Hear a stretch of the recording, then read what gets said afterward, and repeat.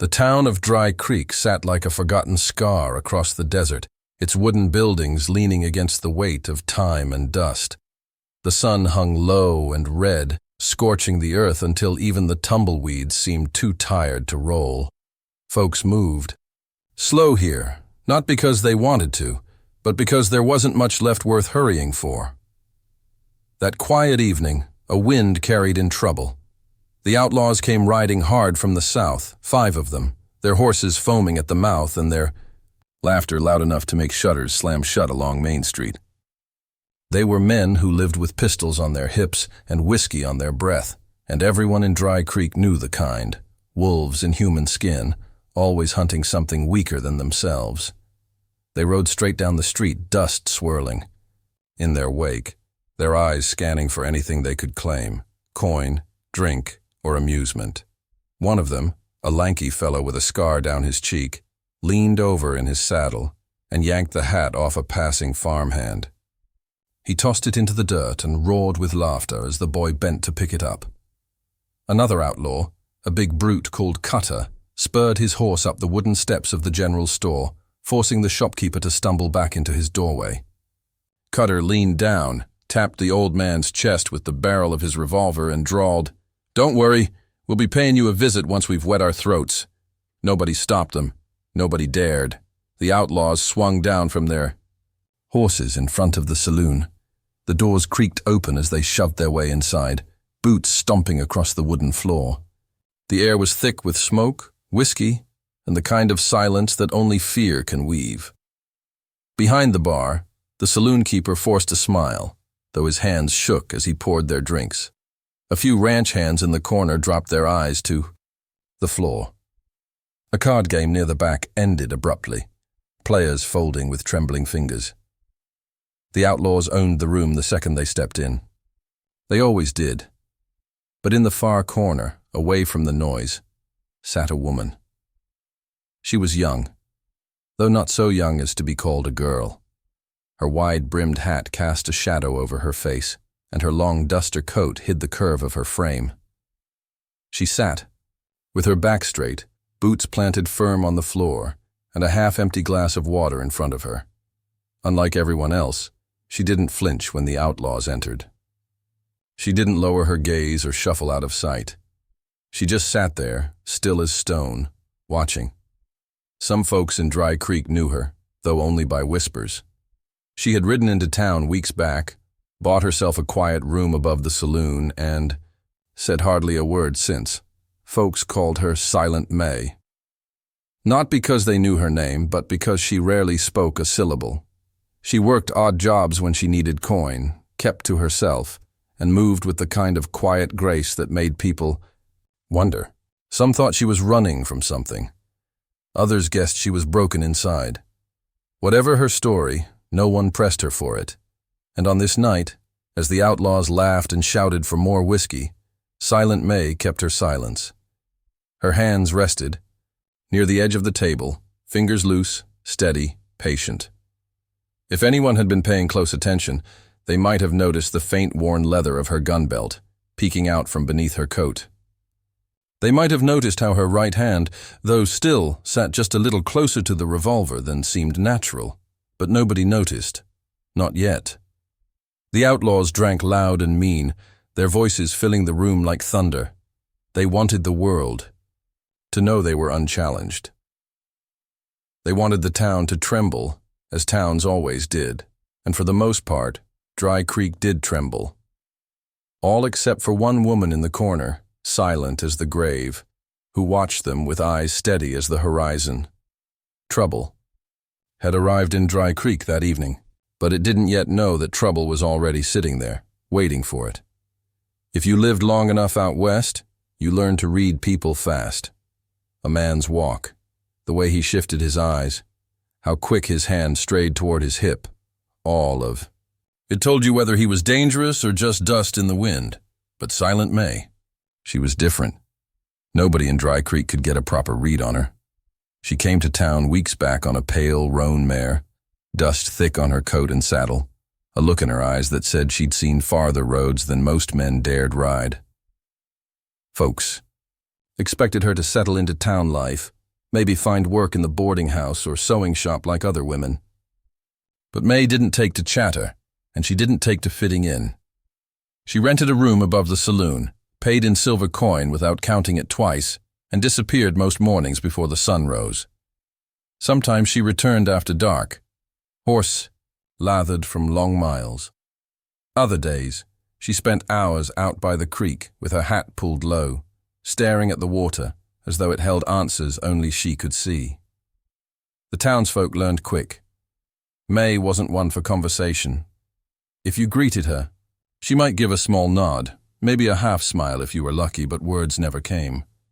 It wasn't that she couldn't speak, she just didn't. Silence clung to her like her shadow. Children whispered stories about her. Some said she was a widow, mourning a husband gunned down in some border town. Others claimed she'd once been part of an outlaw gang and had watched them all die in a bloody ambush. A few swore she was hiding from the law itself. The truth? No one knew. And May wasn't offering. Yet for all her quiet ways, there was something about her presence that made folks cautious. It wasn't fear, not exactly, but the sense that if you stepped wrong around her, you'd learn quick she wasn't someone to trifle with. Part of it came from the way she moved. She was never jumpy, never startled. If a glass shattered in the saloon or a horse spooked on the street, other folks flinched. May didn't. Her head turned slow, steady, eyes sharp but calm. Then there was her gun belt. Most women in Dry Creek didn't wear one. Even the saloon girls who danced in glitter and lace never carried iron. But May's revolver rested on her hip like it belonged there, as natural to her as a shawl or bonnet might be to others.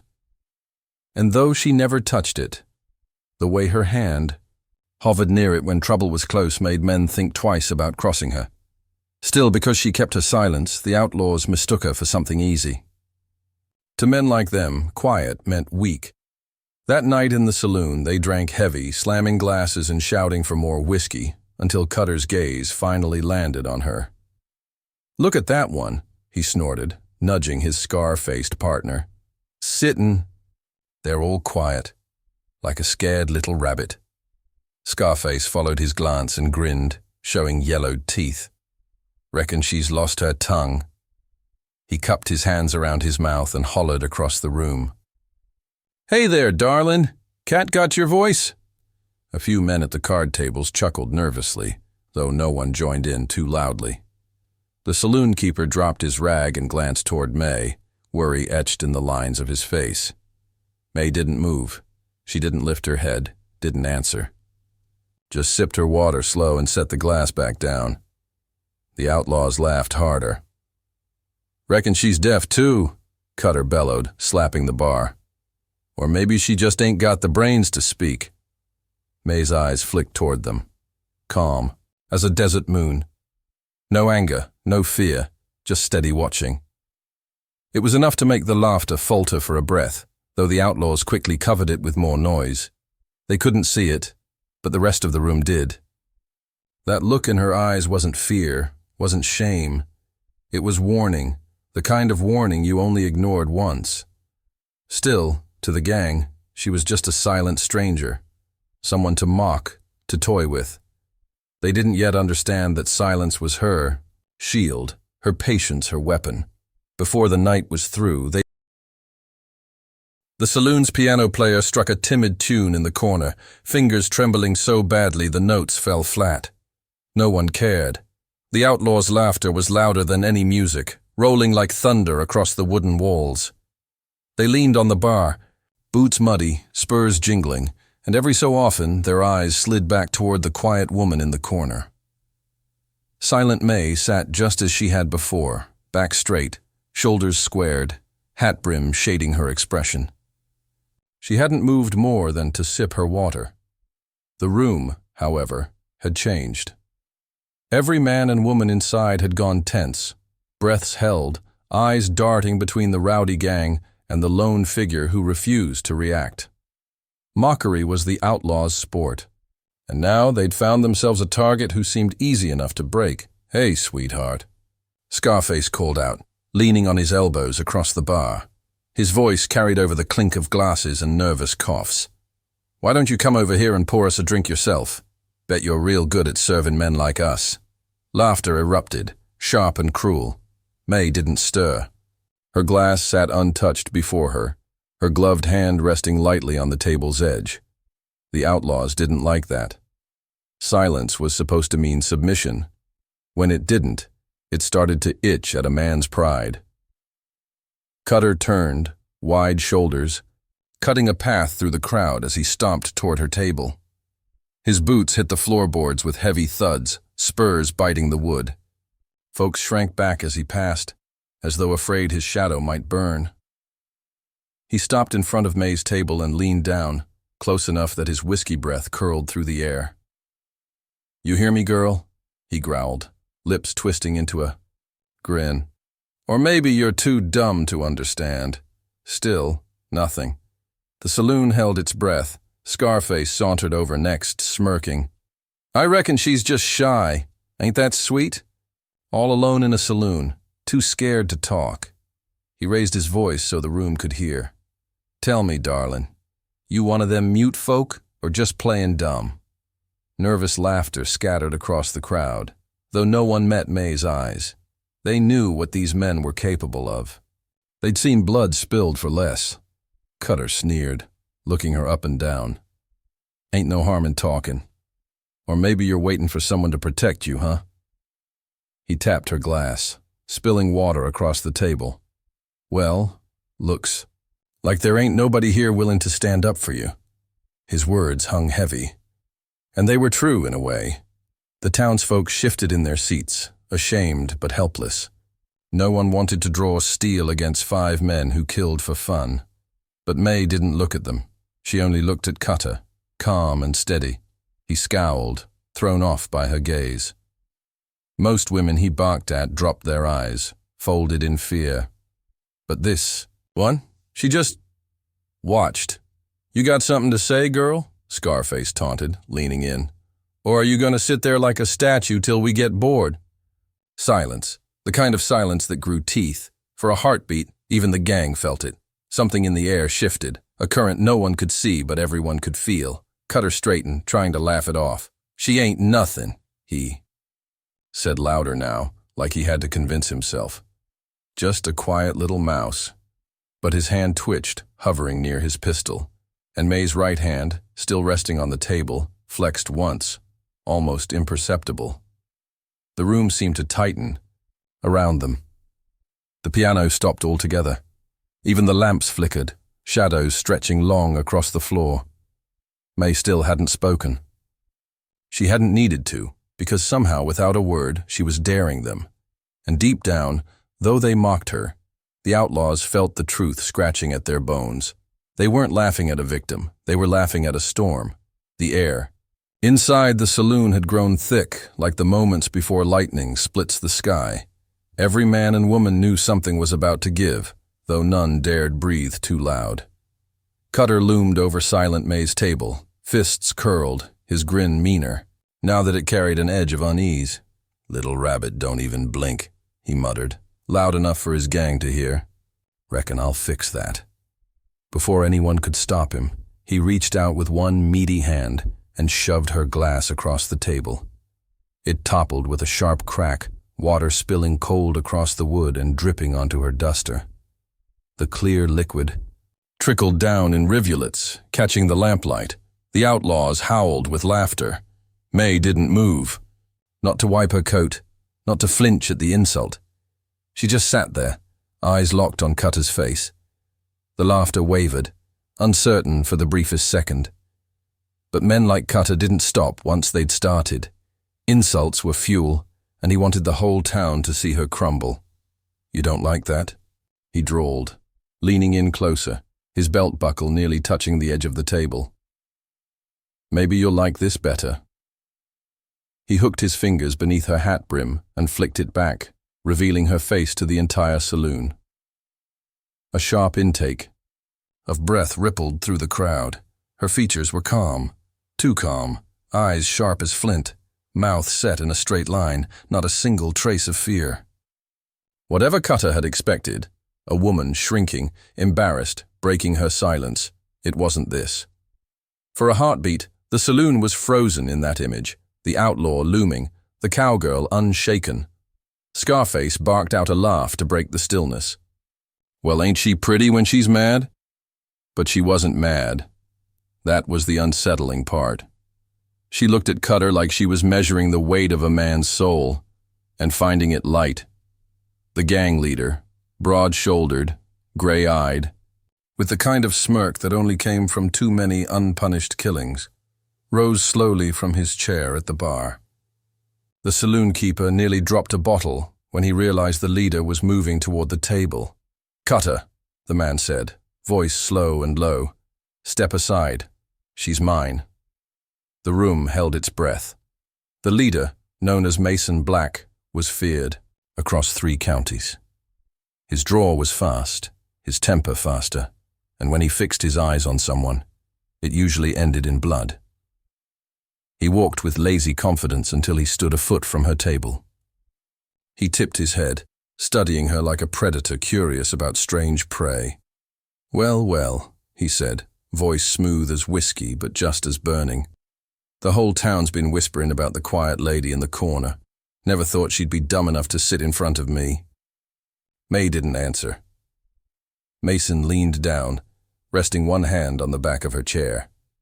The crowd tensed, some ready to bolt. "You're sitting awful still," he said, his gray eyes narrowing. "Like you think you're carved from stone. But I don't like statues in my saloon." His other hand dropped, fingers brushing the butt of his pistol. The room turned to ice. "You know what I think?" Mason drawled, lips curling into a cold smile. "I think silence is just fear wearing a mask. And I don't abide cowards." He spat on the floor beside her boot. The sound was sharp in the silence. Every man in the room felt the insult for her. Every woman clenched her jaw. But none dared move, none dared speak. May's eyes didn't flicker. Not once. She simply shifted her right hand, slow as the turning of a clock, until it rested palm down on the table. Fingers flexed, relaxed. Wasn't much, but it was enough. The warning was clear, and though the outlaws still laughed, though Mason sneered in her face, a thin line of unease began to creep down their spines. The silent stranger they mocked wasn't bowing. She wasn't breaking. She was waiting, and waiting meant something they hadn't yet understood. She knew she could end this. The saloon had gone so quiet that the only sound was the ticking of the wall clock above the bar. Even the piano player sat frozen, hands hovering above the keys as if one wrong note might trigger a bullet. Mason Black loomed over silent May, gray eyes sharp, his shadow swallowing her in the lamplight. Cutter and Scarface flanked him like hungry dogs, while the rest of the gang watched with smug grins, certain their leader would break the silent stranger down into nothing more than a tale told in whispers. But May didn't flinch, didn't blink. She sat there, still as carved granite, her right hand resting flat on the table, her left curled loosely near her lap. Her gaze never wavered from Mason's face. It wasn't defiance. It wasn't even anger. It was something worse. Calm. The kind of calm that came from certainty. Mason tilted his head, the corner of his mouth twitching with amusement. "You ain't much for words, are you?" His voice rolled slow, carrying across the room. "Well, I don't need words. I know what silence means. It means you're scared. It means you're beat already." No answer. The outlaw leader let the silence stretch, waiting for her to crack. When she didn't, he reached out with 2 fingers and tapped her chin, lifting her face slightly. "Look at me proper," he ordered. May's eyes narrowed just a fraction. Just enough. And then she did something no one expected. She moved her head slowly from side to side, one measured shake. A wordless no. That was all. But it was enough to send a shiver through the saloon. The outlaws blinked, caught off guard. Cutter barked out a laugh louder than it needed to be. You see that? She told you no, Mason, without a word. The laugh was hollow, forced. Cutter knew it. The others knew it. And Mason sure as hell knew it. Mason's smirk tightened. His pride didn't take kindly to being challenged, especially not by someone who hadn't even spoken. He leaned closer, close enough for his breath to brush against her cheek. You trying to warn me, girl? He asked, his voice a low growl. Think you're gonna stare me down? May didn't move, didn't blink. Another small shake of her head. Not fear, not surrender. A warning. A ripple of unease spread through the onlookers. They'd seen gunslingers bluff before, but there was no bluff here. There was no hesitation in her steady stare, no tremor in her hand, resting inches from her holstered revolver. The silence stretched until even Mason felt it pressing against his chest like a weight. Scarface, eager to cut the tension, leaned in with a sneer. She's bluffing. Don't let her spook you, boss. Ain't no woman alive can outdraw you. But his words didn't carry the confidence they should have. His eyes kept darting to her hand, the way it rested just so, fingers loose, tendons relaxed. Not tense, not jittery, ready. Mason forced a chuckle and straightened, brushing dust from his coat. Maybe you're right, he said, louder now, performing for the room. Maybe she's just trying to act tough. But his hand hovered near his pistol. Subtle. Almost unconscious, the saloon keeper noticed. The townsfolk noticed. Hell, even Mason's own gang noticed, and May noticed. Her gaze flicked to his gun, then back to his eyes. Slow, deliberate. A warning clear as a shouted threat. A bead of sweat traced Mason's temple. He told himself it was the heat, the whiskey, the long ride. But deep down, in that cold place all killers carried, he knew better. This wasn't a woman bluffing for pride. This wasn't a mouse cornered by wolves. This was a rattler coiled in. The grass, silent but ready, waiting for the fool too proud to heed its warning. And Mason Black, feared outlaw of 3 counties, was starting to realize he might just be the fool. The saloon's lamps flickered in the draft, shadows stretching long across the wooden floor. The air was so thick with anticipation it felt like breathing smoke. Everyone knew Mason Black's pride couldn't survive a silent warning. Not in front of his men, not in front of a whole town. Cutter shifted on his boots, restless. Scarface licked his lips. The other outlaws leaned forward, waiting for blood. Mason's gray eyes narrowed, fixed on Silent May, as if he could burn her resolve with sheer will. She just sat there, still, calm, silent. You got steel in you, I'll give you that, Mason said, voice low and dangerous. But out here silence don't save nobody. His hand dropped lower, fingers brushing the polished wood of his pistol grip. A murmur rippled through the crowd. Some men shuffled toward the door, not eager to get caught in a storm of lead. Others froze in place, afraid even to blink. May didn't move, not an inch. Mason's grin widened, thin and cruel. Tell you what, since you're so fond of sitting quiet, I'll make this easy. You and me, right here, right now. The words crashed over the saloon like thunder. A duel. Scarface barked out a laugh, slapping Cutter's shoulder. Hell, boss, you're giving her too much credit. She won't even touch iron. But Mason wasn't laughing. His pride had already written the ending in his mind. He had to.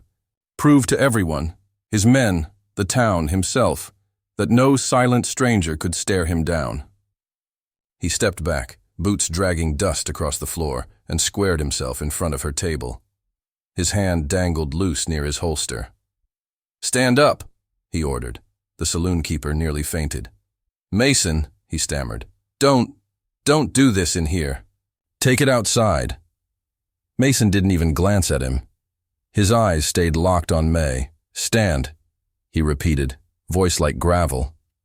For the first time since they'd mocked her, May moved. Slow and steady, she rose from her chair, dust coat falling open to reveal the revolver at her hip. Her boots pressed against the floorboards with deliberate weight, every movement measured, controlled. The room seemed to shrink around her. She was neither hurried nor hesitant, Just ready. She didn't speak. She didn't need to. Her silence cut sharper than any insult could. Mason smirked, though his jaw twitched beneath the grin. There we go. Finally got you on your feet. Now let's see if you're half as tough as you look. He spat again, this time at the floor between them. The sound rang louder than a gunshot in the hushed room. Scarface cheered. Bet she won't even draw, Cutter added with a sneer. She's frozen already. But the gang's words couldn't drown out the truth every townsfolk felt in their bones. The woman wasn't frozen. She was waiting. Mason curled his fingers over the butt of his pistol. When I move, he said, voice low, you best be quicker than your silence. A hush fell. The clock above the bar ticked once, twice. May's hand hovered near her revolver, loose, steady, not tense. Mason twitched, testing her reaction. She didn't flinch. His grin faltered. You think you're faster than me? He growled. Still silence. It was the silence that broke him, that unshakable, immovable calm. Mason couldn't abide it any longer. He jerked his pistol from its holster, the movement sharp and deadly, and in that heartbeat, the one moment between thought and breath, the crowd saw it. The second Mason Black's pistol cleared leather, time seemed to break apart. For everyone in the saloon, the moment stretched long and thin, like the air had been pulled taut with fear. Mason's gray eyes burned with victory before he even fired. He'd drawn faster than most men could blink, his hand steady from years of killing. But he didn't reckon on the woman across from him being faster still. Silent May's hand moved in a blur, so quick the human eye could barely trace it. One instant, her fingers hovered loose above the grip of her revolver. The next, the weapon, was already in her hand, barrel flashing silver in the lamplight. The sound came after, the crack of her shot splitting the silence like a hammer on glass. Mason's pistol clattered to the floor, spinning across the boards. His hand, still twitching from the failed draw, hung limp, the revolver shot clean out of it before he could even pull the trigger. Gasps erupted, echoing against the saloon walls. The crowd couldn't believe it. They'd all seen fast draws before, men gunned down in dusty streets, cards left unfinished on tables. But this was something different. This was speed beyond measure. May stood steady, revolver leveled, her eyes never leaving Mason's face. The smoke curled from her barrel in thin wisps, the only proof that she had even fired. For a long, breathless moment, no one moved.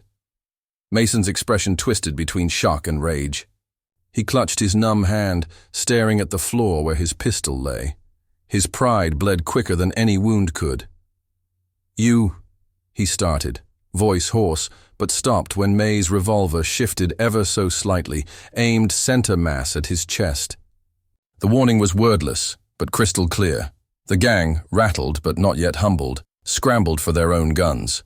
Cutter swore loudly, yanking his pistol free. Scarface's hand fumbled for his holster, his teeth bared in panic. But May was faster. She moved like lightning. 2 shots cracked out, ringing sharp through the saloon.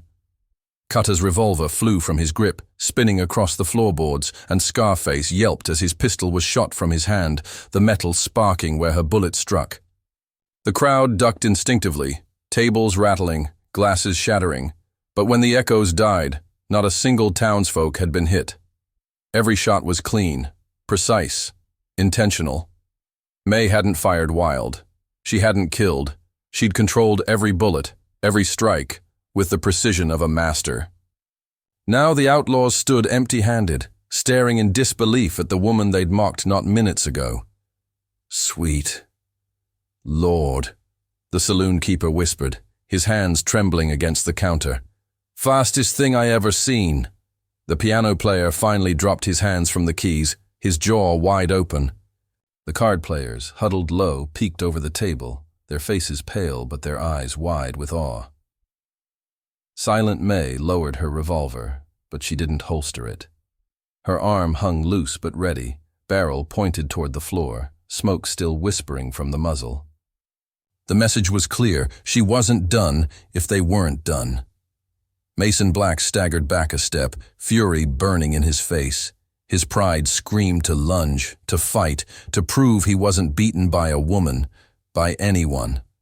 But his hand still throbbed. Where the bullet had struck, and his men were already disarmed, their weapons scattered across the floor. And above it all, May's steady eyes pinned him in place, silent as stone. The silence wasn't fear, it wasn't submission, it was dominance, and everyone in that saloon knew it. For a moment, the saloon stood frozen, the air heavy with gun smoke and disbelief. The only sound was the ticking clock above the bar, cutting through the silence like a drumbeat. Silent May still hadn't spoken. She didn't need to. Her revolver said everything for her. The outlaws, once swaggering with cruel laughter, now stood stripped of their iron, their hands shaking with the sudden knowledge of how close death had brushed them. Mason Black's face twisted with humiliation, rage boiling just beneath the surface. Cutter cradled his empty hands, disbelief scrawled across his features. Scarface muttered curses under his breath, too shaken to raise his voice. But May wasn't finished. With a motion so quick it blurred, she lifted her revolver and fired again. The shot cracked like thunder, and a lantern above the gang shattered, raining glass and sparks onto the floor. The gang flinched, stumbling back as the crowd gasped. She could have killed them, every single one, but she hadn't. Instead, she was making a point, showing them that their lives hung by a thread she alone held. The outlaws backed toward the door, their bravado slipping with every step. May tracked. Them with her pistol, her movements calm, deliberate, as though she was herding cattle rather than facing armed killers. "Boss," Cutter whispered, his voice trembling. She's faster than—" "Shut it!" Mason snapped, though his voice cracked halfway through. His gray eyes darted between her revolver, and the weapons scattered useless on the floor. His pride demanded he stand tall, but his body betrayed him, his stance loose, his breath uneven. May took a single step forward, the sound of her boot heel sharp against the wood. Her eyes never left Mason's, steady as a drawn blade. Another shot rang out, the bullet slamming into the spittoon at Mason's feet. Metal clanged loud, water sloshing across his boots. The crowd jolted but quickly realized she still hadn't aimed to kill. She was proving control, proving dominance with every shot. Scarface whimpered, his courage breaking completely. "She ain't human," he muttered, backing away. "No one's that fast." The townsfolk began to stir, whispers running like fire through the saloon. Fear turned into awe, awe into admiration. A few of the braver men straightened in their chairs, realizing the gang that had terrorized them wasn't untouchable after all. Mason's jaw clenched tight. His pride was bleeding out, but he couldn't bring himself to admit it. "You think you've won, girl?" he snarled. "You think you can walk out of here after—" May lifted her revolver once more. The hammer clicked back. The words died in his throat. She aimed at the wall behind him and fired. The bullet split, the edge of the no credit sign, sending a chunk of wood tumbling to the floor. The sound reverberated through the saloon like a gavel striking judgment. It wasn't a threat. It was a sentence. The outlaws stood trembling, stripped not just of their weapons, but of the fear they had once commanded. Their power, their arrogance, their legend, it had all crumbled in the space of a heartbeat. May holstered her revolver in one smooth motion. The click of the leather strap snapping shut was louder than the gunfire in the quiet that followed. She didn't speak. She didn't need to. Her silence was louder than any words. The gang understood. Everyone understood. She'd given them their lives back, but only because she chose to, and that mercy carried more weight than any. The gang stood like schoolboys caught red-handed, stripped of their swagger, their mouths dry, and their eyes wide as children staring into the face of judgment. Mason Black, who only minutes ago had strutted into the saloon like a wolf among sheep, now looked more like a whipped cur. His good hand trembled at his side, while the other hung useless, the blood from Silent May's bullet still staining his sleeve. The townsfolk, who had been pressed against walls and crouched beneath. Tables slowly began to rise. Heads peeked above the splintered poker tables. The piano player sat frozen with his hands hovering over the keys, but now he exhaled and leaned back, his face pale with awe. Nobody had dared stand up to Mason Black before. Not the sheriff, not the ranchers, not the men who carried rifles and tried to defend their property. Mason had carved his name into the frontier by breaking people, by proving he couldn't be stopped. But tonight, a single silent cowgirl had shattered that myth with 6 bullets. None of them fatal. "Pick up your men," the barkeep finally said, his voice steady but louder than usual, almost emboldened. "And get out," the crowd murmured, in agreement. It wasn't defiance born of bravery. It was the relief of realizing the monster wasn't invincible after all. They looked not to Mason, but to May, as though waiting for her silent decree. Mason's jaw twitched. He wanted to snarl, to spit, to reclaim the power May had ripped from him.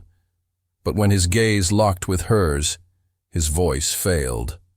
Her eyes, quiet, calm, unflinching, held him pinned like a hawk holds a rabbit in its talons. Slowly Mason bent and scooped Cutter's revolver off the floor. But before his fingers could curl around the grip, May's revolver cleared leather again in a blink. The hammer clicked back. The crowd froze. Mason's face turned ghostly pale. For the first time, the outlaw king looked afraid, truly afraid. His fingers pulled back, leaving the weapon lying on the boards like it was red hot. Cutter swallowed hard, his Adam's apple bobbing like he'd just gulped down gravel. Scarface looked away, unable to bear the weight of her silence. One by one. They retreated, their hands raised slightly, no longer defiant but submissive. "Go on," the barkeep urged, louder this time. "Ain't no place for you here anymore." Mason turned toward the door, but before he could take more than a few steps, Silent May fired again. The bullet screamed past him and tore through the brim of his hat, splitting it clean. The wide black felt flopped down over his face as the crowd gasped. Mason ripped the ruined hat off and threw it to the ground, his chest heaving with ragged breaths. May holstered her revolver again with slow, deliberate calm. She didn't move, didn't smile, didn't even blink. She had reduced Mason Black, the terror of 3 counties, to a man who couldn't even hold his head high walking out of a saloon. The gang stumbled for the door, their boots clattering across the planks. Cutter muttered under his breath. Scarface cursed softly, and Mason stayed silent, seething but beaten. When they reached the threshold, Mason turned back, hatred burning in his eyes. But the room didn't fear him anymore. Every eye in the saloon was fixed on Silent May, and Mason knew it. He pushed through the bat-wing doors with the remains of his pride and stormed into the night, his men scrambling after him like broken dogs. The doors creaked shut behind them. Silence fell. Then cheers erupted. The saloon, once trembling in terror, now rang with laughter, applause, and the clatter of mugs against tables.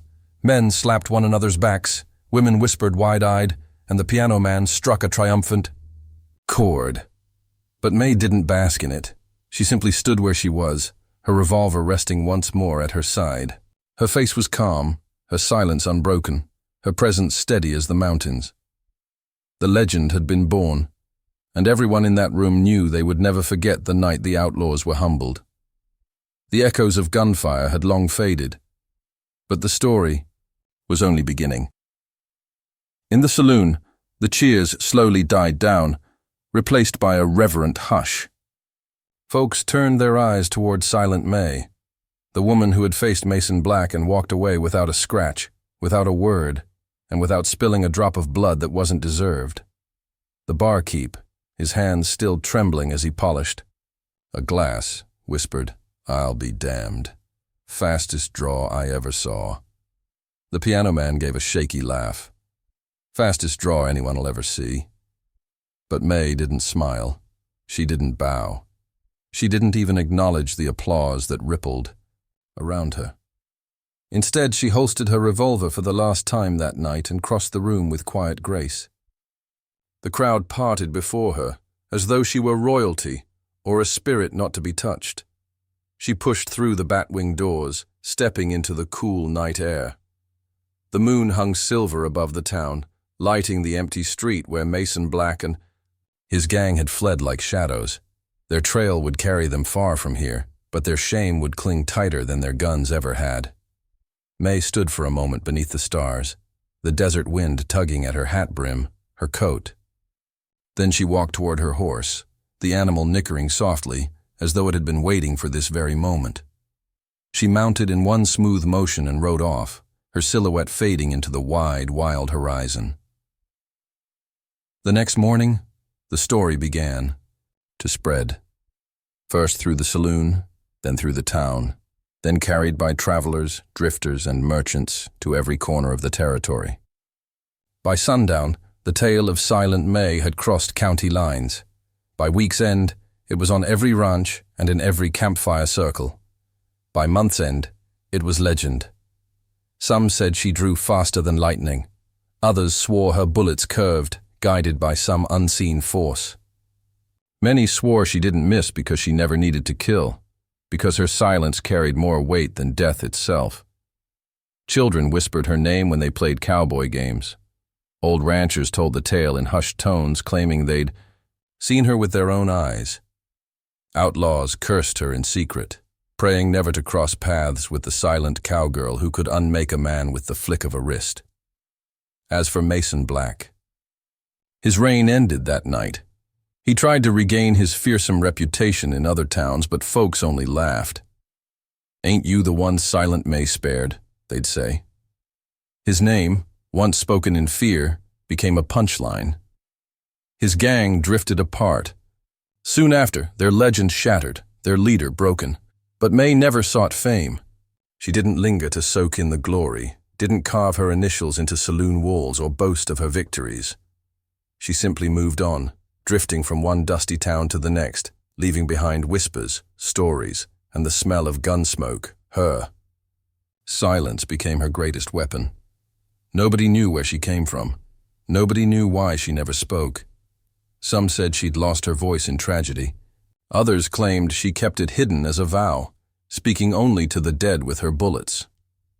Whatever the truth, one thing was certain: her silence made her unforgettable. Years later, folks would gather around campfires and tell of the night the outlaws mocked a cowgirl, only to learn she was the fastest draw in the West.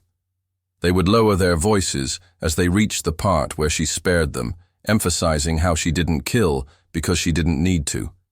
And as the flames crackled and coyotes howled in the distance, every man, woman, and child listening would feel the same shiver, the knowledge that somewhere out in the endless West, Silent May might still be riding. No words, no mercy, only silence.